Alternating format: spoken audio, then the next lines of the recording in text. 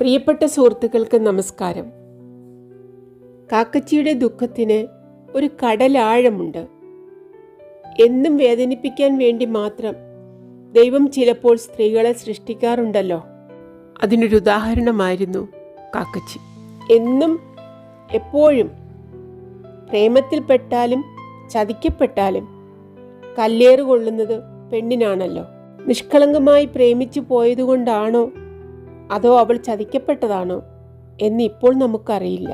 കറുത്ത ശിലയിൽ കൊത്തിയെടുത്ത രൂപം. ആരും കൊതിച്ചു പോവും അവളെ കണ്ടാൽ. പക്ഷേ കാലം അവൾക്കായി കാത്തുവച്ചിരുന്നത് അണയാത്ത തീക്കുണ്ടമായിരുന്നു. അതവളെ എന്നും നീറ്റി. അവളേൽക്കുന്ന അപമാനങ്ങൾക്ക് വിലയില്ലായിരുന്നു, അവളുടെ വേദനകൾക്കും. വായിക്കാം നഖങ്ങളുടെ 5-ാം അധ്യായം. ഇരുട്ടിലേക്ക് തിരിഞ്ഞ് മടക്കയാത്ര ആരംഭിച്ചു കഴിഞ്ഞതുപോലെ നിന്ന ശങ്കരൻകുട്ടിയോട് സരസ്വതി മാത്യു പിന്നിൽ നിന്ന് പറഞ്ഞു, "ഈ രാത്രിയിൽ പോകരുത്." അയാൾ ശ്രദ്ധിച്ചു. മുഖം തിരിച്ചില്ല, പക്ഷേ മനസ്സങ്ങോട്ട് തിരിഞ്ഞു. ഹൈറേഞ്ചിലെ മഞ്ഞിന് ശബ്ദമുണ്ടായിരുന്നെങ്കിൽ അത് ഇങ്ങനെയായിരിക്കുമെന്ന് ശങ്കരൻകുട്ടിക്ക് തോന്നി. സ്ത്രീഹൃദയവും ആകാശവും ചില നേരങ്ങൾ ഒരേപോലെ അഗാധമായി അനുഭവപ്പെടുമെന്ന് അയാൾ കേട്ടിട്ടുണ്ട്. ഇതാ മലനാടൻ ആകാശം, നീലിച്ച് ആഴമറിയാതെ നിൽക്കുന്ന ആകാശം. അന്ധകാരത്തിൽ മൂടിയ റബ്ബർ മരങ്ങൾ വിശാലമായ താഴ്വരയായ ഒരു ഗുഹയാണ്. അതിൻ്റെ ഉള്ളിൽ നിന്നും മഞ്ഞു പൊഴിയുന്നു. മുകളിൽ എങ്ങോ നിന്നും മലഞ്ചെരുവിലേക്ക് വീണുപോയ ആത്മാക്കളെപ്പോലെ 2-3 തകരവിളക്കുകളുടെ തിരികൾ ദൂരെ നിന്ന് മിന്നുന്നുണ്ട്. താഴെ കാണുന്ന ആ ഗുഹാതലത്തിലേക്ക് പാഞ്ഞിറങ്ങി കിഴക്കുപുറത്തെ റോഡിലേക്ക് കയറി ആ മലനാട്ടിൽ നിന്ന് ഓടിപ്പൊയ്ക്കളയണമെന്ന് വിചാരിച്ചാണ് ശങ്കരൻകുട്ടി നിന്നത്. സരസ്വതി മാത്യുവിൻ്റെ വാക്കുകൾ കേട്ടപ്പോൾ താഴ്വാരത്തിൽ നിന്ന് മുഖമുയർത്തി നിൽക്കുന്ന രാത്രിയും പോകരുത് എന്ന് പറയുന്നതായി തോന്നി. അല്പനേരം നിന്നു, പിന്നെ സാവധാനം നോക്കി. അപ്പോൾ നീലമായ നിശാകാശത്തിൽ നിന്നും വീണ്ടും മഞ്ഞു പെയ്യുന്നു. ഇഷ്ടമില്ലെങ്കിൽ ജോലി സ്വീകരിക്കേണ്ട, പക്ഷേ ഇവിടെ ഇരിക്കാം, ഈ വീട്ടിൽ അത്താഴം കഴിക്കാം, രാവിലെ പോകാം. ശങ്കരൻകുട്ടി യഥാർത്ഥമായ വിഷമതയിൽ അകപ്പെട്ടു.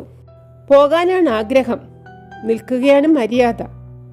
ആവശ്യത്തിലധികം തൻ്റെ ഇടം കാണിക്കാൻ അറിയാവുന്ന ആ സ്ത്രീ അത്യാകർഷകമായ മര്യാദയാണ് ഇപ്പോൾ കാഴ്ചവെച്ചിരിക്കുന്നത്. പ്രത്യേകിച്ചും തീവ്രമായ ഒരു ദുഃഖത്തിൻ്റെ നിഴലിൽ നിന്നുകൊണ്ടാണ് അവർ ക്ഷണിക്കുന്നത്.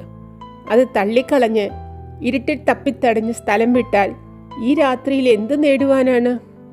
അയാൾ തിരിഞ്ഞു, നടക്കല്ല് കയറി. അവർ അതേപടി വാതിലിൽ നിൽക്കുകയാണ്. അയാൾ തിണ്ണയിലേക്ക് കാലുകുത്തിയപ്പോൾ അവർ അകത്തേക്ക് പോകാനായി തിരിഞ്ഞു. "അയ്യോ, കൊല്ലുന്നേയ്!" പുറകിൽ താഴ്വരയുടെ ഇരുട്ട് കുത്തിയ ഗുഹാതലത്തിൽ നിന്ന് ഒരു വിളി. ശങ്കരൻകുട്ടി പെട്ടെന്ന് തിരിഞ്ഞു. സരസ്വതി മാത്യുവും നിന്നു. "അയ്യോ, അയ്യോ, അയ്യോ!" ആ വിളി ആവർത്തിച്ച് അലച്ചു കടന്നു വരുന്നു. അത് കേട്ട് റബ്ബർ തോട്ടങ്ങൾ അസ്വസ്ഥമായെന്ന് തോന്നുന്നു. സാർവത്രികമായ ചില്ലുകളും ഇലകളും ഇളകുന്ന ശബ്ദം. തൊട്ടുമുകളിലത്തെ പന്തലിൽ ഉറക്കത്തിന് യാത്ര ചോദിച്ചു നിന്ന വള്ളികളും പൂക്കളും വരെ ഒന്നനങ്ങി. മനുഷ്യനാണോ ആ നിലവിളിച്ചത്? അതോ ആ താഴ്വരകൾ തന്നെ അങ്ങനെ കിടന്ന് കരയാറുണ്ടോ? ആരാണ് കരയുന്നത്? ശങ്കരൻകുട്ടി പ്രകടമായ അസ്വസ്ഥതയോടെ അന്വേഷിച്ചു. "ആരോ കരയുന്നു." സരസ്വതി മാത്യു അലസമെന്ന് തോന്നും വിധം മറുപടി നൽകി. "അത് മനസ്സിലായി." ശങ്കരൻകുട്ടി തൃപ്തിയില്ലാത്തവൻ്റെ സ്വരത്തിൽ പറഞ്ഞു. "ഏതോ മനുഷ്യർ." അവരുടെ സ്വരം താണിരുന്നു. "അതും മനസ്സിലായി. മലകൾ കരയാറില്ലെന്നറിയാം." അയാളുടെ ശബ്ദം പരുഷമായിരുന്നു. "ഞാൻ പിന്നെ എങ്ങനെ അറിയും മിസ്റ്റർ ശങ്കരൻകുട്ടി?" "ശരിയാണ്, ആര് കരഞ്ഞുവെന്ന് ഒരുപക്ഷെ അവർക്ക് എങ്ങനെ അറിയാൻ കഴിയും? ആരോ കരയുന്നു എന്നല്ലാതെ എന്തു പറയാൻ കഴിയും? അറിയാനുള്ള തൻ്റെ ധൃതി കൊണ്ടാണ് അങ്ങനെ ചോദിച്ചത്." അപ്പോഴാണ് അയാൾ അവരെ നോക്കിയത്. അവരുടെ മുഖം ചുവന്നിരുന്നു. എന്തോ ഒരു സംഭ്രമം. മിഴികൾ നിലയ്ക്ക് നിൽക്കുന്നില്ല. ഈ ഇരുട്ടിലേക്ക് റബ്ബർ മരങ്ങളുടെ ഇടതൂർന്ന ചില്ലകളെ കടന്ന് ആ മലയുടെ അടിത്തട്ടിലേക്ക് അത് തിക്കി തിരക്കി ചെന്നെത്തുന്നു. തിടുക്കത്തിൽ അവർ പറഞ്ഞു, "അകത്തേക്ക് പോരൂ." ശങ്കരൻകുട്ടി അകത്ത് കയറി. സരസ്വതി മാത്യു അയാൾ ഹാളിൽ കയറിയ ഉടനെ പുറത്തേക്കുള്ള വാതിലടച്ചു. അല്പം മുന്നോട്ട് നടന്നിട്ട് പിറകോട്ട് തിരിഞ്ഞു പറഞ്ഞു, ഇരിക്കൂ. അയാൾ ഇരുന്നു. അവരും ഇരുന്നു. മുമ്പ് ജോസ് കൊണ്ടുവന്ന് വെച്ച ചായ ടീപ്പോയിലിരിക്കുന്നു. അവർ അതിലേക്ക് നോക്കി. ആ നേരം കൊണ്ട് അവർ സംഭ്രമത്തിൽ നിന്നും മോചനം നേടിയിരുന്നു. ചായ തണുത്തുപോയി, അവർ പറഞ്ഞു. കുറേ നേരം ഇരുന്നത് കൊണ്ടാണ്. ഒരു പുതിയ അറിവ് അശ്രദ്ധമായി വെളിവാക്കുന്ന ഭാവമായിരുന്നു അയാളുടേത്. ഇവിടെ കഴിഞ്ഞുകൂടാൻ എന്തോ ഭയമുള്ളതുപോലെ അവർ ചോദിച്ചു. മനുഷ്യരെയും പിശാചുക്കളെയും എനിക്ക് ഭയമില്ല. പിന്നെ ഇവിടെ കഴിഞ്ഞുകൂടാൻ എന്തിനു ഭയപ്പെടണം? ശങ്കരൻകുട്ടി ചോദിച്ചു. ഇവിടെ അത് രണ്ടുമില്ല, ഒന്നേ ഉള്ളൂ, അവർ അർത്ഥം വെച്ച് പറഞ്ഞു. പിശാചുക്കളോ? അയാൾ ഗൗരവത്തിലാണ്. രണ്ടും കാണുമെന്ന് ഞാൻ വിചാരിച്ചു. അവരുടെ ചുണ്ടുകളിൽ കൂടി വരേണ്ട വാക്കുകൾ മിഴികളിൽ വിശദമായി നിന്നു. ഈ എസ്റ്റേറ്റ് എത്ര ഏക്കറുണ്ട്? അയാൾ ചോദിച്ചു. 1000 ഏക്കർ. വലതുവശത്തെ മുറിയുടെ വാതിൽ ഒരു ഞെരക്കത്തോടെ തുറന്നു. ആദ്യം കണ്ട ആ സ്ത്രീ പുറത്തേക്ക് വന്നു. അവർ കൈകൾ മാറിൽ ചേർത്ത് പിടിച്ചിട്ടുണ്ട്. എങ്ങോ നട്ട കണ്ണുകൾ. അവർ സാവധാനം നടന്ന് അകത്തേക്ക് പോയി. എത്ര ജോലിക്കാരുണ്ട്? ആ സ്ത്രീ കടന്നുപോയതായി ശങ്കരൻകുട്ടി ഭാവിച്ചില്ല. 500. അവരെല്ലാം ഇവിടെയാണോ താമസം? കുറേ പേർ ലയങ്ങളിൽ തന്നെ താമസിക്കുന്നു, കുറേ പേർ പുറത്ത്. പക്ഷേ വളരെ ദൂരെയൊന്നുമല്ല. ലയങ്ങളിൽ നിന്നാണോ ആ കരച്ചിൽ കേട്ടത്? അതെ. അവിടമൊക്കെ ഒന്ന് കാണാൻ സൗകര്യപ്പെടുമോ? ഇല്ല. അയാൾ മുഖമുയർത്തി അവരെ നോക്കി.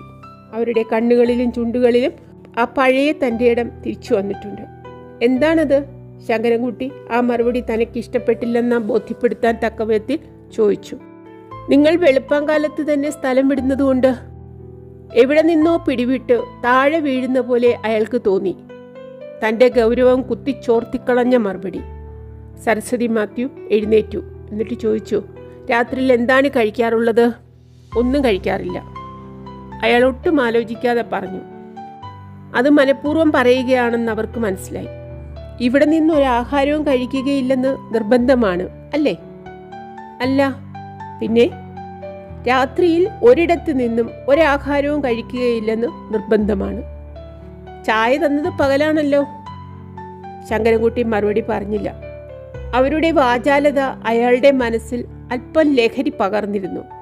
മഞ്ഞുതുള്ളി വീഴും പോലെയുള്ള സ്വരം, നിലാത്തിരി കത്തിത്തെറിക്കും പോലുള്ള വാക്സാമർഥ്യം.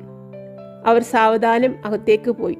ജോസ് എന്നുള്ളിൽ എവിടെയോ നിന്നവർ വിളിക്കുന്നത് കേട്ടു. അയാൾ ആ മുറിയാകെ നോക്കി. സെന്റ് ജോർജ് വ്യാളിയെ കൊല്ലുന്ന ഒരു ചിത്രമല്ലാതെ മനുഷ്യന്റെ ഒരു പടവും ആ ഭിത്തിയിലില്ല. ഉയർന്ന ഭിത്തികളാണ്. തറയിൽ ചെമന്ന കയറ്റുപായ ഇട്ടിരിക്കുന്നു. അതിൽ വെൽക്കം ടു ഡാൻവർ എസ്റ്റേറ്റ് എന്ന് ഇംഗ്ലീഷിൽ എഴുതിയിട്ടുണ്ട്. ഒരു മൂലയിൽ റേഡിയോ സ്റ്റാൻഡിന്റെ അടിത്തട്ടിൽ കുറേ വിദേശ പത്രമാസികകൾ അടുക്കി വെച്ചിരിക്കുന്നത് കണ്ടു. അതെടുത്തു. എസ്ക്വയർ മാസികകളാണ്. ആദ്യം ഒരെണ്ണം നിവർന്നു. അതിൻ്റെ ആദ്യ പുറത്തിൽ തന്നെ നല്ല വടിവിലുള്ള ഇംഗ്ലീഷിൽ ഇങ്ങനെ എഴുതിയിരിക്കുന്നു: dead yesterday, unborn tomorrow, why you worry if today be sweet. ഇന്നലെ മരിച്ചു, നാളെ ജനിച്ചിട്ടില്ല. ഇന്ന് ഇത്തിരി മധുരമായിരുന്നാൽ എന്തിനു വിഷമിക്കുന്നു? എന്നിട്ട് അതിനിടയിൽ PM എന്ന് നല്ല സുന്ദരമായ അക്ഷരത്തിൽ ഒപ്പിട്ടിട്ടുണ്ട്. PM എന്ന് വെച്ചാൽ P മാത്യു എന്നായിരിക്കും. സരസ്വതി മാത്യുവിലെ മാത്യു അവരുടെ ഭർത്താവിൻ്റെ കൈയക്ഷരമാണോ അത്? അദ്ദേഹത്തിൻ്റെ ഒപ്പാണോ? 4-5 ദിവസം മുമ്പ് ദുർമരണപ്പെട്ട ഒരാളുടെ കൈയെഴുത്തെന്ന ഓർമ്മയോടെ നോക്കിയപ്പോൾ ആ വാചകങ്ങൾക്കും ഒപ്പിനും ഒരു മൂകതയുടെ കനം തോന്നി. അദ്ദേഹത്തിൻ്റെ ജീവിത വീക്ഷണമാണോ അതിലെഴുതിയിരിക്കുന്നത്? എങ്കിൽ ശങ്കരൻകുട്ടി ആലോചിച്ചു. അത് രസമുള്ള കാര്യമാണ്. അയാൾക്കും അഭിപ്രായം അതാണ്. ഇന്നലെ മരിച്ചു, നാളെ പിറന്നിട്ടില്ല. ഇന്നാണ് വലുത്. ഇന്ന് വെളിച്ചത്തിൽ കുളിച്ച് ഉദയത്തിൻ്റെ ഉന്മേഷവും അസ്തമയത്തിൻ്റെ വേദനയും രാത്രിയുടെ നക്ഷത്രവിളക്കുമായി നിൽക്കുന്ന ഇന്ന്. മുഹൂർത്തങ്ങളിൽ നിന്ന് അഭ്യാസ നൃത്തം ചെയ്യുന്ന ആ ജീവിതം എത്ര മധുരമായാലും വേണ്ടില്ല. ആ മധുരം എവിടെ നിന്ന് വാരിയെടുത്താലും കോരിയെടുത്താലും വേണ്ടില്ല. ധാരാളം വഴികളും തെരുവുകളും വിനോദവസ്തുക്കളുമുള്ള ഈ വിശാലമായ ഭൂമിയിൽ, വാഴക്കൂമ്പുകളിൽ വരെ ലഹരി ഒളിപ്പിച്ചിരിക്കുന്ന ഈ ഭൂമിയിൽ ഒരു പുറം കൂടി മറിച്ചു. അവിടെ മറ്റ് 2 വാചകങ്ങൾ ഒരു പാശ്ചാത്യ സിനിമാ നടിയുടെ ചിത്രത്തിൻ്റെ കീഴിൽ കുറിച്ചിരിക്കുകയാണ്: വൈൻ സ്വീറ്റ് ഈസ് ദൈ നോയ്സ്, വുമൺ സൂതിങ് ഈസ് ദൈ വോയിസ്.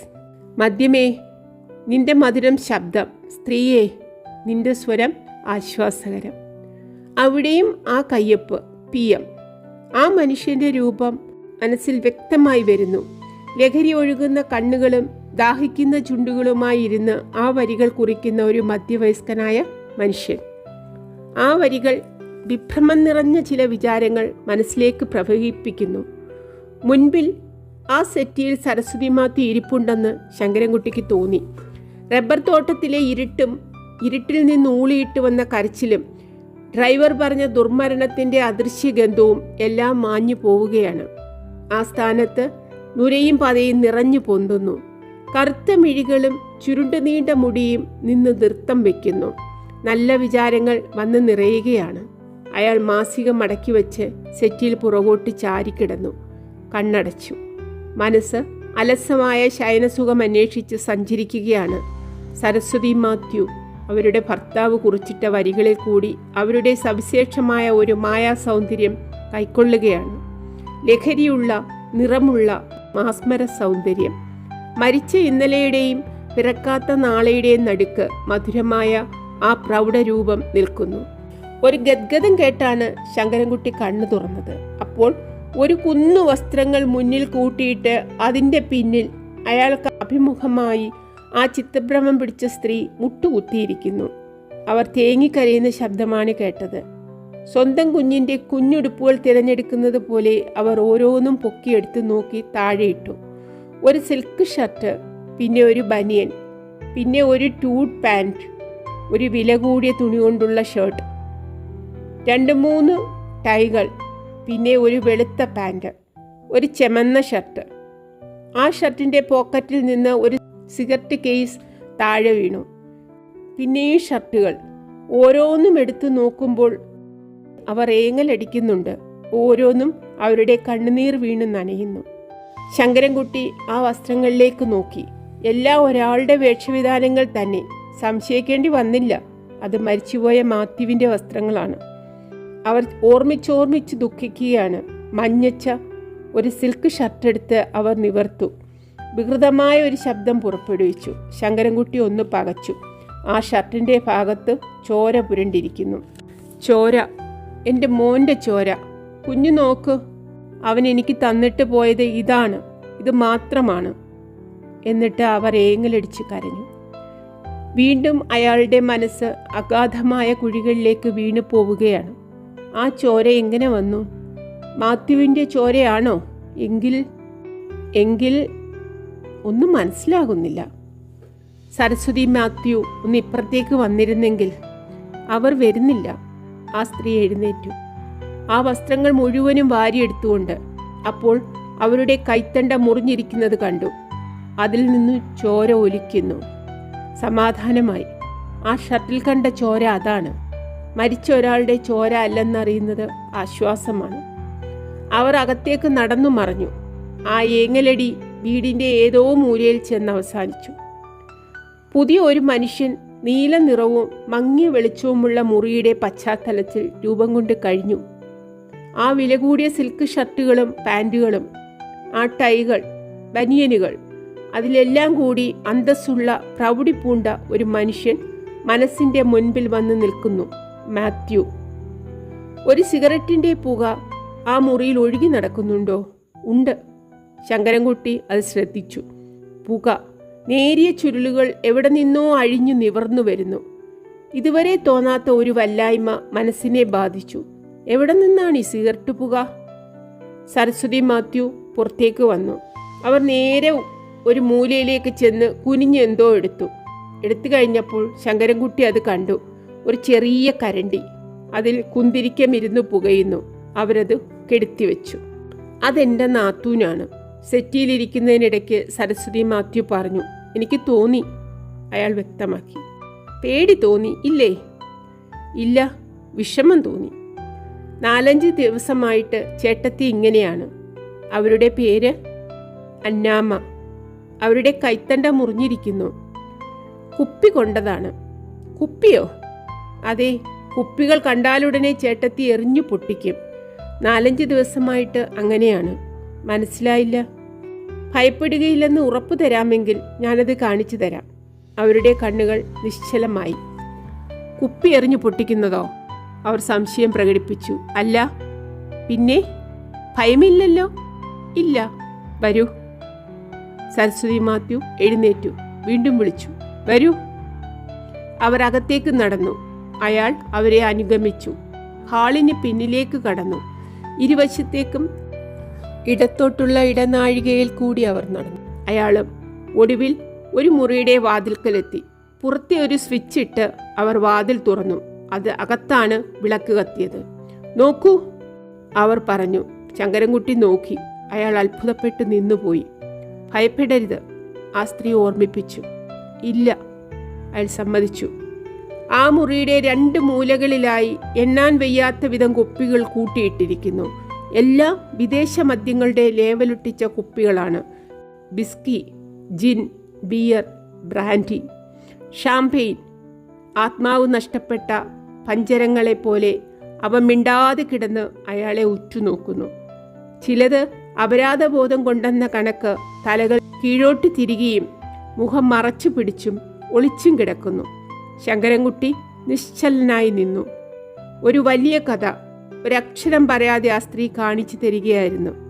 ആ കഥയാകട്ടെ മറ്റാരുടേതുമല്ല, അവരുടെ ഭർത്താവിൻ്റേതാണ്. അതുവരെ ആ മനുഷ്യനെപ്പറ്റി അവരൊന്നും മിണ്ടിയില്ല. മരിച്ച ആ ആത്മാവിനെ സ്മരിച്ചതായി തോന്നിയിട്ടില്ല. ശങ്കരൻകുട്ടിയുടെ മനസ്സിൽ അതിലുള്ള പ്രതിഷേധം വളർന്നു കൂടിയിരുന്നു. ഇപ്പോൾ പല വിചാരങ്ങളായി അവർക്ക് പറയാൻ വയ്യാത്ത, വെളിപ്പെടുത്താൻ വിഷമമുള്ള പലതും ആ ദാമ്പത്യത്തിൽ ഉണ്ടായിരുന്നിരിക്കാം. അതായിരിക്കാം ആ മൗനത്തിൻ്റെ അർത്ഥം.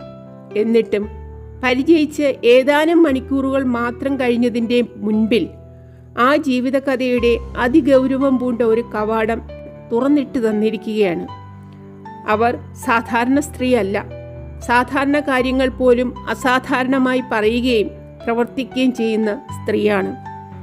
ലഹരി പിടിച്ച് മയങ്ങിയ കണ്ണുകളുമായി അന്തസ്സുള്ള പ്രൗഢി പൂണ്ട മാത്യു ആ മുറിയിൽ നിൽക്കും പോലെ. തിരിഞ്ഞു നോക്കിയപ്പോൾ സരസ്വതി മാത്യു ശബ്ദം കേൾപ്പിക്കാതെ നിന്ന് കരയുകയായിരുന്നു. ഇതുമ്പുന്ന ചുണ്ടുകൾ അവർ സാരിയുടെ തുമ്പുകൊണ്ട് അമർത്തി പിടിച്ചിട്ടുണ്ട്. ഇമകൾ ചിമ്മുമ്പോഴെല്ലാം നീർത്തുള്ളികൾ തെറിച്ചു വീഴുന്നു. അവർ മുഖം തിരിച്ചു കളഞ്ഞു. അവിടെ നിന്നില്ല, മറുവശത്തേക്ക് പോയി. ശങ്കരൻകുട്ടി ഹാളിലേക്ക് തിരിച്ചു പോന്നു.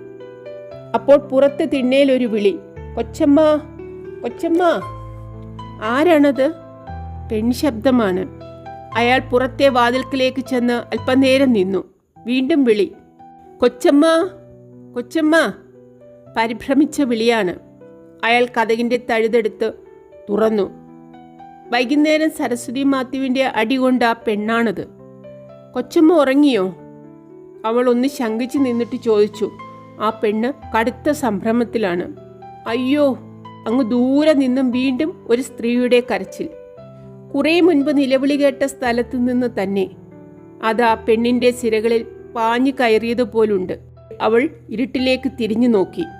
എൻ്റെ കൊച്ചമ്മ, ഒന്ന് വീട്ടിലേക്ക് വരൂ കൊച്ചമ്മ. അവൾ നെഞ്ചത്ത് കൈവച്ചുകൊണ്ട് ആ വീടിൻ്റെ ഉള്ളിലേക്ക് നോക്കി പറഞ്ഞു. എന്താടി, എന്താണ് സംഗതി? പിറകിൽ നിന്ന് സരസ്വതി മാത്യുവിൻ്റെ ചോദ്യം. അവർ വീണ്ടും ഏതാണ്ട് പഴയ മനസ്ഥൈര്യം വീണ്ടെടുത്തിരിക്കുന്നു. ശങ്കരൻകുട്ടിക്ക് ആശ്വാസമായി. കൊച്ചമ്മ വന്നില്ലെങ്കിൽ അപ്പൻ എൻ്റെ അമ്മയെ കൊല്ലും. ആ പെണ്ണ് പൊട്ടിക്കരഞ്ഞുപോയി. ജോസ്, അവർ വിളിച്ചു. അവൻ വന്നു. പിന്നെ അധികം സമയമെടുത്തില്ല. ഒരു മുഴുത്ത ടോർച്ച് ലൈറ്റും എടുത്ത് അവർ ആ പെണ്ണിൻ്റെ കൂടെ പോകാൻ തയ്യാറായി. ശങ്കരൻകുട്ടി, അല്പനേരം ഇവിടെ ഇരിക്കുമോ? അവർ ചോദിച്ചു. ഒന്നാലോചിച്ചിട്ട് വിളിച്ചു. അല്ലെങ്കിൽ വരൂ. ചീവീടുകളുടെ പരുഷമായ സംഗീതം, എക്കുവിളക്കിന്റെ വെളിച്ചത്തിൽ ചാടിക്കളിക്കുന്ന പച്ചക്കുതിരകൾ, തോട്ടപ്പക്കികൾ, രാത്രിയുടെ മടിയിലേക്ക് ഞെട്ടിത്തെറിച്ച് വീഴുന്ന പുഴുക്കൾ, ഒറ്റക്കാലിൽ വരിയിട്ട് നിന്ന് തപസ് ചെയ്യുന്ന റബ്ബർ മരങ്ങൾക്ക് പിന്നിൽ കൂടി വിളക്ക് തെളിയുമ്പോൾ പുറകോട്ടോടി ഒളിക്കുന്ന 1000 നിഴൽ രൂപങ്ങൾ, ആകാശം കീഴോട്ട് നോക്കുന്ന ഒരു വലിയ ഗുഹാമുഖം, മരച്ചില്ലകൾ അവിടെ തൂക്കിയിട്ട കീറ തുണികളാണ്. അവ അന്തരീക്ഷത്തിൽ കിടന്നാടുന്നു. താനിറങ്ങിപ്പോകുന്ന റോഡ് ഭൂമിയുടെ ഇരുണ്ട അടിത്തട്ടിലേക്കായിരിക്കണം. ചില ശബ്ദങ്ങൾ ഇരുട്ടിൻ്റെ അഗാധതയിൽ നിന്നാണ്. ലയങ്ങൾ അവിടെ ആയിരിക്കും. മലനാട്ടിൽ വിയർപ്പും വ്യഥയും മുങ്ങിക്കിടക്കുന്ന താവളങ്ങൾ. ഒടുവിൽ വ്യക്തമായ മനുഷ്യസ്വരങ്ങൾ. നിരന്ന് നിരന്ന് കുറേ കൂരകൾ. ആരും കാണാതെ ഇറങ്ങി ഒളിച്ചിരിക്കുന്ന മുഴുത്ത തോട്ടപ്പുഴുക്കളെ പോലെ സന്ധ്യയ്ക്ക് പക്ഷികൾ വീടുകളിൽ പോകുമ്പോൾ തോട്ടം തൊഴിൽക്കാർ ചേക്കേറുന്നത് ഇവിടെയാണ്. ഞെക്കുവിളക്കിൻ്റെ പ്രകാശം ഭൂമിയിൽ തട്ടി. അതിൻ്റെ പ്രഭ സരസ്വതി മാത്യുവിലേക്ക് ചെല്ലുന്നു. അപ്പോൾ അവർ പ്രകൃതിക്കുള്ളിൽ നിന്നും ഇറങ്ങി വന്ന മാലാഖമാരുടെ ദ്യൂതിയെപ്പോലെ കാണപ്പെട്ടു. ലയത്തിന് മുന്നിലേക്ക് എത്തുകയാണ്. ആ പെണ്ണ് മുൻപേ ഓടുന്നു. അപ്പോൾ അതിലൊരു ഭാഗത്തു നിന്ന് ഒരു പുരുഷൻ ദേഷ്യപ്പെട്ട് പറയുന്നു, അയാളുടെ കൂടെ ചെല്ലടി, ചെല്ലടി. എന്തിനിരിക്കണോ? അയാൾ ഉണ്ടാക്കി തന്ന കൊച്ചിനെയും കൊണ്ട് പോടി, പോടി. എന്നെ ദണ്ണിപ്പിച്ച അയാൾ നരകത്തിലായിരിക്കും, ആയിരിക്കും. ചെല്ല്. ദൈവമേ, ആ കത്തി എൻ്റെ കയ്യിൽ കിട്ടിയില്ലല്ലോ. എനിക്ക് അയാളെ കൊല്ലാൻ പറ്റിയില്ലല്ലോ. നിർത്തില്ലാത്ത സംസാരം, നിറച്ച് ശബ്ദങ്ങൾ. ആ പാർപ്പിടങ്ങൾ സജീവമാണ്. കുട്ടികളുടെ കരച്ചിൽ. 1000 കുട്ടികൾ തവണ വെച്ച് കരയുകയാണെന്ന് തോന്നും. ആണുങ്ങളും പെണ്ണുങ്ങളും പലതും പറയുന്നു, കുട്ടികളെ ശ്വാസിക്കുന്നതും മറ്റും. എടുക്കാതെടാ, പോ പെണ്ണേ, ഈ ശവങ്ങള് അസത്ത്. എത്ര തിന്നാലും മതിയാവില്ല. മോനെ, ഒന്ന് ചിരി, ഒന്ന് ചിരി. അങ്ങനെ അങ്ങനെ പിന്നെ കേൾക്കാൻ പറ്റാത്ത 10,000 സംസാരങ്ങളും. വെളിച്ചങ്ങൾ, കൊച്ചു കൊച്ചു തിരിവിളക്കുകൾ, കണ്ണു ചിമ്മുന്ന വെട്ടങ്ങൾ. മുത്തപ്പൻ, ഗൗരവമുള്ള ശബ്ദത്തിൽ സരസ്വതി മാത്യു വിളിച്ചു. നിശബ്ദത. മുത്തപ്പൻ, അവർ അതേ ശബ്ദത്തിൽ വീണ്ടും വിളിച്ചു. എന്താ? അല്പനേരം കഴിഞ്ഞ് സ്പഷ്ടമായ വിനയത്തോടെ മറുപടി വന്നു. കുറച്ചു നേരം കൂടി. ലയത്തിൻ്റെ പല ഭാഗങ്ങളിൽ നിന്ന് ഏതാനും സ്ത്രീകളും പുരുഷന്മാരും വന്നുകൂടി. ഒരു കടലയ്ക്ക വിളക്കും കയ്യിൽ പിടിച്ച് ലയത്തിൻ്റെ ഒരു വാതിലിനുള്ളിൽ നിന്ന് ഒരു മധ്യവയസ്കനായ മനുഷ്യൻ ഇറങ്ങി വന്നു. അയാൾ സരസ്വതി മാത്യുവിൻ്റെ അടുക്കിലേക്കെത്തി. ഭവ്യതയോടെ നിന്നു. ചുരുൾമുടിയും കൂറ്റൻ മീശയും കറുത്ത നിറവുമുള്ള ബലിഷ്ഠ ശരീരനായ ഒരുത്തൻ. അധികം കുടിച്ചു അല്ലേ? സരസ്വതി മാത്യുവിൻ്റെ സ്വരം സ്നേഹപൂർണമായിരുന്നു. ഇത്തിരി കൂടുതൽ കഴിച്ചുപോയി കൊച്ചമ്മ. അനുസരണയുള്ള കുട്ടിയെപ്പോലെയാണ് അയാളത് പറഞ്ഞത്. ഞാൻ പറഞ്ഞിട്ടില്ലേ? അവർ ചോദിച്ചു. ഇന്നങ്ങനെ പറ്റിപ്പോയി, അയാൾ പറഞ്ഞു. വല്ലതും കഴിച്ചിട്ട് പോയി കിടന്നുറങ്ങൂ. ഓ, രാവിലെ ബംഗ്ലാവിലേക്ക് വരണം. ഓ, സരസ്വതി മാത്യു ലയത്തിനുള്ളിലേക്ക് നോക്കി വിളിച്ചു. കാക്കച്ചി. എന്താ? ദീനമായ ഒരു വിളി കേക്കൽ. ഇങ്ങു വരൂ. ഒരുത്തി ഒരു കടലയ്ക്ക വിളക്കിൻ്റെ വെളിച്ചത്തിലേക്ക് ഇറങ്ങി വന്നു. അവളുടെ മുടി അഴിഞ്ഞു കിടക്കുന്നു. മുഖം താഴ്ന്നിരുന്നു. ഇരുട്ടിൻ്റെ ഭിത്തിയിൽ കറുത്ത നിറത്തിൽ വരച്ച ഒരു സ്ത്രീ രൂപം. മുത്തപ്പൻ അത്താഴം കൊടുക്ക്. ഓ കൊച്ചമ്മ, അവൾ വിതുമ്പി പറഞ്ഞു. തങ്കക്കുട്ടി. ആ പെണ്ണ് വിളി കേട്ടു. എന്താ? നീ അമ്മയെ സഹായിക്ക്. അപ്പൻ ഉറങ്ങിയിട്ടേ നീ ഉറങ്ങാവൂ. ഓ കൊച്ചമ്മ. ശങ്കരൻകുട്ടി ആകമാനം ഒന്ന് നോക്കി. 10-30 തൊഴിലാളികൾ വന്നു കൂടിയിട്ടുണ്ട്, ആണും പെണ്ണും. ഒരിക്കൽ തീ കത്തിക്കെട്ട കരിക്കൊള്ളികൾ ഇരുണ്ട അടുപ്പിനുള്ളിൽ കുത്തി നിൽക്കുന്നത് പോലെയാണ് അയാൾക്ക് തോന്നിയത്. അങ്ങനെ കുറേ മനുഷ്യർ. മലയ്ക്കുള്ളിലെ ഒരു അധോലോകത്തിൽ അവർ കഴിഞ്ഞുകൂടുകയാണ്. ഇരുട്ടും തണുപ്പും വേദനകളും അവരെ പൊതിഞ്ഞു പിടിച്ചിരിക്കുന്നു. അതിനകത്ത് കിടന്ന് തുടിക്കുന്ന മനുഷ്യപ്പുഴുക്കളാണവർ. പെട്ടെന്ന് ഒരു വലിയ ഏങ്ങലടി കേട്ടു. മുത്തപ്പൻ്റെ കെട്ടിയവൾ കരയുകയായിരുന്നു. എന്താണ് കാക്കച്ചി? സരസ്വതി മാത്യു അന്വേഷിച്ചു. എനിക്ക് ചത്തെങ്കിൽ മതി കൊച്ചമ്മ, കാക്കച്ചി ചങ്കുലയ്ക്കുന്ന ശബ്ദത്തിൽ പറഞ്ഞു. എന്താടി? ഇയാളോട് എന്നെ കൊല്ലാൻ പറഞ്ഞേക്കു കൊച്ചമ്മ. നീ സമാധാനിക്കൂ കാക്കച്ചി, എന്നെ ഓർത്ത് നീ സമാധാനിക്കൂ. തങ്കക്കുട്ടി എന്ന പെണ്ണ്, കാക്കച്ചിയുടെ മകൾ, മുൻപോട്ട് വന്ന് മുത്തപ്പൻ്റെ കയ്യിൽ നിന്ന് ആ കടലയ്ക്ക വിളക്ക് വാങ്ങി അമ്മയുടെ അടുക്കൽ ചെന്ന് ആ വിളക്ക് ആ സ്ത്രീയുടെ ശരീരത്തിലേക്ക് കാട്ടി. കണ്ടോ കൊച്ചമ്മ, കണ്ടോ? അപ്പൻ അടിച്ചതാണ് ഈ പാടെല്ലാം. എൻ്റെ അമ്മയെ അപ്പന് എന്തിനിങ്ങനെ അടിക്കുന്നു കൊച്ചമ്മ? സരസ്വതി മാത്യു നോക്കി. ശങ്കരൻകുട്ടിയും നോക്കി. കാക്കച്ചിയുടെ കൈത്തണ്ട നിറയെ തടിച്ചു വീർത്തിരിക്കുന്നു. അവളുടെ ചെകിട് പൊങ്ങിയിരിക്കുന്നു. ബ്ലൗസ് കീറിയിരിക്കുന്നു. വെളിച്ചത്ത് അവളുടെ മുഖം തെളിഞ്ഞു കണ്ടു. ചില കോവിലുകളിലെ എണ്ണ പുരണ്ട കൽപ്രതിമ പോലെയാണവൾ. കൊത്തിവെച്ച കണ്ണും മൂക്കും ചുണ്ടും മാറുമെല്ലാം. കറുത്ത അഴക്, നിലയ്ക്ക് നിൽക്കാത്ത കണ്ണുകൾ. പക്ഷേ ആ കണ്ണുകൾ നനഞ്ഞു കുതിർന്നിരിക്കുന്നു. മുത്തപ്പൻ മുഖം കുനിച്ച് ലയത്തിനുള്ളിലേക്ക് പോയി. നീ ചെല്ല്, സരസ്വതി മാത്യു കാക്കച്ചിയുടെ മകളോട് പറഞ്ഞു. കാക്കച്ചിയുടെ നേർക്ക് തിരിഞ്ഞു. കാക്കച്ചി, അകത്തേക്ക് പോകൂ. തങ്കക്കുട്ടിയും കാക്കച്ചിയും അകത്തേക്ക് പോയി. സരസ്വതി മാത്യു ശങ്കരൻകുട്ടിയോട് പറഞ്ഞു, വരൂ. വഴി കയറി കയറി പോകുന്നു. ശങ്കരൻകുട്ടിക്ക് താങ്ങാനാവാത്ത ഹൃദയഭാരം തോന്നി. ആ തൊഴിലാളികളുടെ പാർപ്പിടം കാണാൻ അല്പം മുമ്പ് വരെ ആഗ്രഹിച്ചിരുന്നു. ഇപ്പോൾ മനസ്സിനകത്ത് ഇരുട്ട് കുത്തിയ മറ്റൊരു മേഖല കൂടിയായി. പീഡിതരായ ഒരു സംഘം മനുഷ്യാത്മാക്കളുടെ കൂടെ രൂപങ്ങൾ. ആ ശിലാശില്പം കണക്കുള്ള സ്ത്രീയുടെ കണ്ണുനീര് അനവധി വർഷങ്ങളിലെ ദുഃഖത്തിന്റെ നനവ് ഉള്ളിൽ വിരിക്കുന്നു.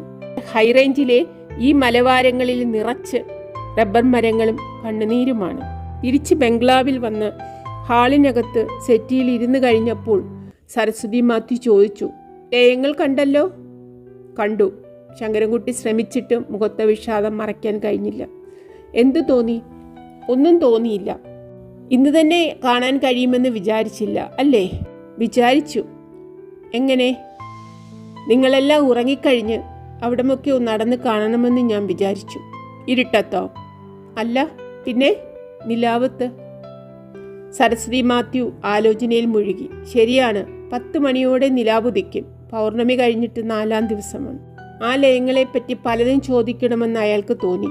അവരുടെ ജീവിതത്തെപ്പറ്റി, അവരുടെ ജോലിയെപ്പറ്റി, അവർക്ക് കൊടുക്കുന്ന വേതനത്തെപ്പറ്റി എല്ലാം. അയാൾ അതിന് ആരംഭമിട്ടു. ആ ലയങ്ങൾ ഇരുട്ടറകൾ പോലെ ഇരിക്കുന്നു. ഇല്ല, അവർ പെട്ടെന്ന് മറുപടി പറഞ്ഞു. സൂര്യൻ ഉദിക്കുമ്പോൾ അവിടെയും വെളിച്ചം വീഴും. ആ മറുപടി അയാൾക്ക് തീരെ രസിച്ചില്ല. പ്രത്യുത്തരത്തിൽ അത് വ്യക്തമാവുകയും ചെയ്തു. വെളിച്ചം വീഴുന്നത് സൂര്യന്റെ നന്മ കൊണ്ടാണ്. നിങ്ങളായിട്ട് അവർക്ക് വെളിച്ചമുള്ള ജീവിതം കൊടുക്കുകയില്ല. ഇപ്പോൾ അവർക്ക് കിട്ടുന്നത് ഞങ്ങൾ കൊടുക്കുന്നതാണ്. അവരും ഗൗരവപൂർവ്വം വ്യക്തമാക്കി. ഇതിൽ ഭേദം മൃഗങ്ങളുടെ ജീവിതമാണ്. നിങ്ങളുടെയൊക്കെ അടിയും തൊഴിയും ഏറ്റ് കഴിയുന്നതിൽ ഭേദം. സരസ്വതി മാത്യു ശങ്കരൻകുട്ടിയെ ഉറ്റുനോക്കി. എന്നിട്ട് ചോദിച്ചു, ഞാൻ ആ പെണ്ണിനെ അടിച്ചതിനെ പറ്റി ആയിരിക്കാം സൂചിപ്പിക്കുന്നത്. അതും അടിയാണ്, അതിനും വേദനയുണ്ട്. അയാൾ പറഞ്ഞു. എനിക്കവളെ അടിക്കാൻ അർഹതയുണ്ട്. ജോലിയും കൂലിയും കൊടുക്കുന്നത് കൊണ്ടായിരിക്കും. അല്ല, പിന്നെ അവൾ എൻ്റെ മകളാണ്. അയാളൊന്ന് പകച്ചുപോയി. മകളോ? അവൾ? അതെ, അവൾ എൻ്റെ ഭർത്താവിൻ്റെ മകളാണ്. അതുകൊണ്ട് എൻ്റെയും മകളാണ്. വിചിത്രമായ ആ വാക്കുകൾ ശങ്കരൻകുട്ടിയെ നിരായുധനാക്കി കളഞ്ഞു. കണ്ണുകൾ അവരുടെ മുഖത്തു നിന്ന് പിൻവലിക്കാൻ കഴിഞ്ഞില്ല. ആ സ്ത്രീക്ക് ചിത്തഭ്രമം പിടിവിട്ടിട്ടുണ്ടോ? തൻ്റെ ഇടമെന്ന് തോന്നുന്ന അവരുടെ ആ ഭാവങ്ങളെല്ലാം നിലതെറ്റിയ മാനസികാവസ്ഥയുടെ പ്രകടനങ്ങളാണോ? അല്ലെങ്കിൽ പിന്നെ അവർ ഇപ്പറഞ്ഞതിൻ്റെ അർത്ഥമെന്താണ്? എണ്ണവീണ കൽപ്രതിമയുടെ നിറത്തിൽ ആ ലയത്തിൻ്റെ മുറ്റത്ത് കണ്ട സ്ത്രീയുടെ മകളാണ് തങ്കക്കുട്ടി. അവൾക്ക് 15-16 വയസ്സ് പ്രായം വരും. നല്ല കുട്ടി, ഇരുനിറം, അഴകുണ്ട്. അവളുടെ അമ്മയുടെ രൂപഗുണം അവൾക്കും കിട്ടിയിട്ടുണ്ട്. പക്ഷേ ആ പെണ്ണ് മാത്യുവിൻ്റെ മകളാണെന്ന് എങ്ങനെ പറയാൻ കഴിയും? അതും ഒരു ഭാര്യ എങ്ങനെ അത് പറയും? അതോ അവർ ഒരു സത്യം തുറന്നറിയിച്ചതാണോ? മാത്യു ലഹരിയിൽ മുഴുകിയ മനസ്സുമായിട്ടാണ് ജീവിച്ചത്. ആ പുസ്തകത്തിൽ കുറിച്ചിട്ടിരിക്കുന്ന വരികൾ, അവർ തുറന്നു കാട്ടിയ ആ മുറി, അനാവരണം ചെയ്ത കഥ, ദുർമരണത്തെപ്പറ്റിയുള്ള കേൾവി സത്യമാണോ? ശങ്കരൻകുട്ടിയുടെ സ്വരം ദുർബലമായിരുന്നു. അതെ മിസ്റ്റർ ശങ്കരൻകുട്ടി. അവർ കുറച്ച് നിമിഷങ്ങൾ കീഴോട്ട് നോക്കിയിരുന്നു. പിന്നെ മുഖം നിവർത്തി സംസാരിച്ചു. മിസ്റ്റർ മാത്യുവിൻ്റെ മകളാണ് തങ്കക്കുട്ടി. ഈ എസ്റ്റേറ്റിലും പരിസരങ്ങളിലും അതറിഞ്ഞുകൂടാത്തവർ ആരുമില്ല. മുത്തപ്പൻ വിവാഹം കഴിച്ചപ്പോൾ കാക്കച്ചി ഗർഭിണിയായിരുന്നു. അയാൾ പിന്നെയാണ് ആ വിവരം അറിഞ്ഞത്. അയാൾ നല്ലവനാണ്, അവളെ കൈവിട്ടില്ല. പക്ഷേ ഇപ്പോഴും കുടിച്ചു ബോധം തെറ്റുമ്പോൾ അയാൾ അവളെ ആ കഥ പറഞ്ഞ് ഹേമദണ്ഡം ചെയ്യും. അയാളുടെ കൂടെ ചെല്ലാൻ ആ മനുഷ്യൻ പറയുന്നത് കേട്ടില്ലേ? അത് മിസ്റ്റർ മാത്യുവിനെ പറ്റിയായിരുന്നു. അവരുടെ കണ്ണുകൾ നിറയുന്നുണ്ടായിരുന്നു. ശങ്കരൻകുട്ടിയുടെ മനസ്സ് അസ്വസ്ഥമായി. അയാൾ മന്ത്രിച്ചു. ആ സാധു സ്ത്രീയുടെ ജീവിതം ഭയങ്കരമാണല്ലോ. അതെ, സരസ്വതി മാത്യു താഴ്ന്ന ശബ്ദത്തിൽ പറഞ്ഞു. അദ്ദേഹം മരിച്ചു. കാക്കച്ചി ഇപ്പോഴും അടികൊള്ളുന്നു. അവരുടെ വാക്കുകൾ അയാളുടെ ഹൃദയത്തിൽ എവിടെയോ ഒക്കെ ചെന്നു കൊണ്ടു. ആ കൽപ്രതിമ പോലത്തെ കാക്കച്ചി, യൗവനത്തിലേക്ക് കടക്കാൻ പോകുന്ന തങ്കക്കുട്ടി, ആ റബ്ബർ തോട്ടത്തിൽ മറഞ്ഞു കിടക്കുന്ന ഒരു കഥയാണത്. ആ ലയങ്ങളിൽ അതൊരു മുറിവുണ്ടാക്കിയിട്ടുണ്ട്. ഈ വലിയ വീട്ടിനകത്ത് അത് വീർപ്പുമുട്ടലുകൾ സൃഷ്ടിച്ചിട്ടുണ്ട്. എല്ലാം കൂടി മാത്യുവിലേക്ക് ചെന്നെത്തുകയാണ്. മദ്യത്തിൻ്റെ വീര്യമേറ്റു ചമന്ന കണ്ണുകളുമായി സിഗരറ്റ് കത്തിച്ചു പിടിച്ച് ഡാൻവർ എസ്റ്റേറ്റിലെ മരങ്ങൾക്കിടയിലുള്ള പാതയിൽ കൂടി മധ്യവയസ്കനായ മാത്യു നടക്കുന്നു. അപ്പോൾ ആ ലയങ്ങളിൽ ഒരിടത്തിരുന്ന് ഒരുത്തി തേങ്ങി തേങ്ങി കരയുകയായിരുന്നു. അപ്പോൾ അറിവ് വെച്ചു വന്ന ഒരു കൊച്ചു പെൺകുട്ടി അകന്നകന്ന് ഒളിച്ചു മാറുകയായിരുന്നു. തങ്കക്കുട്ടി. ആ ലയത്തിൻ്റെ മുറ്റത്ത് സരസ്വതി മാത്യു നിന്നത് ശങ്കരൻകുട്ടി ഓർമ്മിച്ചു. ഒരു സാധാരണ സ്ത്രീക്ക് സാധിക്കുന്ന കാര്യമല്ലത്. സ്വന്തം ഭർത്താവിലുള്ള ബന്ധം മൂലം നിത്യവേദനയിലാക്കപ്പെട്ട ഒരുത്തിയുടെ മുൻപിലാണ് അവർ നിന്നത്. ആ ബന്ധമറിയാവുന്ന അവളുടെ കെട്ടിയവനെ വിളിച്ചാണ് അവർ സംസാരിച്ചത്. ആ മകൾ അവളുടെയും അവൻ്റെയും പ്രശ്നമാണ്.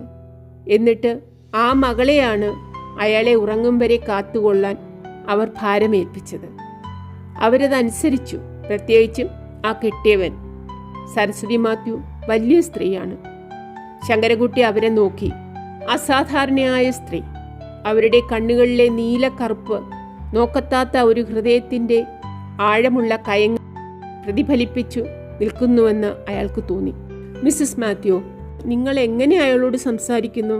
ശങ്കരൻകുട്ടി താൻ അറിയാതെ ആ ഹൃദയവികാരം പ്രകടിപ്പിച്ചു പോയി. ആരോട്? ആ കാക്കച്ചിയുടെ കെട്ടിയവനോട്.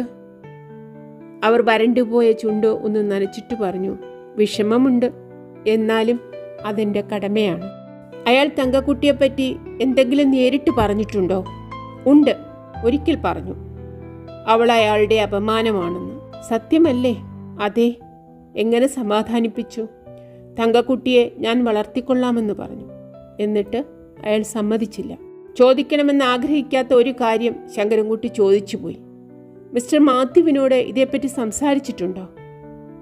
ഉണ്ട്. സരസ്വതി മാത്യു മുഖമൊന്നുയർത്തി. ഉണ്ട് മിസ്റ്റർ ശങ്കരൻകുട്ടി. മുത്തപ്പൻ്റെ ഒരു കുഞ്ഞിനെ പ്രസവിക്കാൻ എന്നെ അനുവദിക്കണമെന്ന് ഒരിക്കൽ ഞാൻ അദ്ദേഹത്തോട് അഭ്യർത്ഥിച്ചു. ശങ്കരൻകുട്ടി നടുങ്ങിപ്പോയി. അതെ. ആ ചുണ്ടുകൾ ദൃഢമായി നിന്നു. എന്നിട്ട് അദ്ദേഹം എന്തു പറഞ്ഞു? അദ്ദേഹം ഇരുന്ന് കരഞ്ഞു. നിങ്ങളിതെല്ലാം എങ്ങനെ സഹിച്ചു? സരസ്വതി മാത്യു വിതുമ്പുന്ന ചുണ്ടുകൾ അമർത്തിപ്പിടിക്കാൻ ശ്രമിച്ചുകൊണ്ട് പറഞ്ഞു, ഞാനങ്ങനെ പലതും സഹിച്ചവളാണ്. പ്രിയപ്പെട്ട സുഹൃത്തുക്കളെ, നഖങ്ങളുടെ 5-ാം അധ്യായം വായിച്ചു കഴിഞ്ഞു. അടുത്ത അധ്യായവുമായി വേഗം വരാം. എല്ലാവർക്കും ഇഷ്ടമായെന്ന് കരുതുന്നു. ദയവായി സബ്സ്ക്രൈബ് ചെയ്യണം, ഷെയർ ചെയ്യണം, കമൻ്റ് എഴുതാൻ മറക്കരുതേ. Thank you.